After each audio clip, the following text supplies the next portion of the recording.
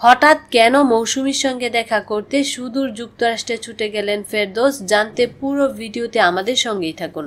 ঢাকায় সিনেমার দুই নন্দিত তারকা ফেরদৌস আহমেদ ও মৌসুমী, তারা জুটি হয়ে বেশ কয়েকটি সিনেমা উপহার দিয়েছেন দর্শকদের। তারা দুজনে শুধু সহকর্মী ছিলেন না, তারা বেশ ভালো বন্ধু। তাদের বন্ধুত্বের কথা প্রায় সবাই কম বেশি জানেন।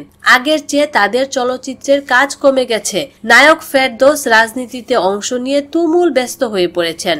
অন্যদিকে মৌসুমী দীর্ঘদিন ধরে যুক্তরাষ্ট্রে অবস্থান করছেন। ফেরদৌস আহমেদ কয়েকদিন আগে যুক্তরাষ্ট্রে গেছেন সুচিত্রা সেন আন্তর্জাতিক বাংলা চলচ্চিত্র উৎসবে। এরপর মৌসুমীর আমন্ত্রণে নিউ ইয়র্কে আইল্যান্ডের বাসায় অতিথি হয়ে যান ফেরদৌস। ফেরদৌসকে পেয়ে মৌসুমী ভীষণ আনন্দিত ও উচ্ছ্বসিত।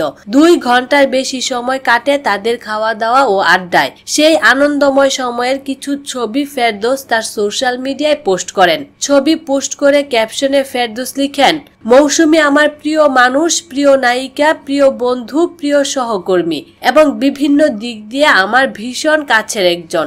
অনেক দিন পর সেই মানুষটার সাথে দেখা নিউ ইয়র্কে।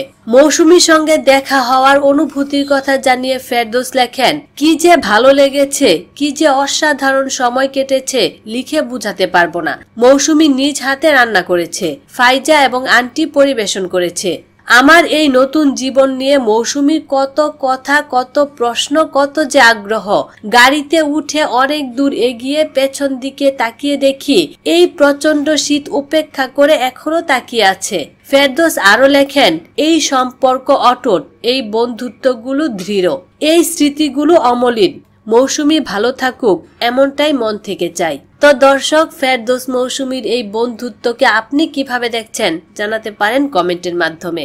বিনোদন জগতের খবরাখবর পেতে আমাদের পাশে থাকার জন্য আপনাকে আন্তরিক ধন্যবাদ।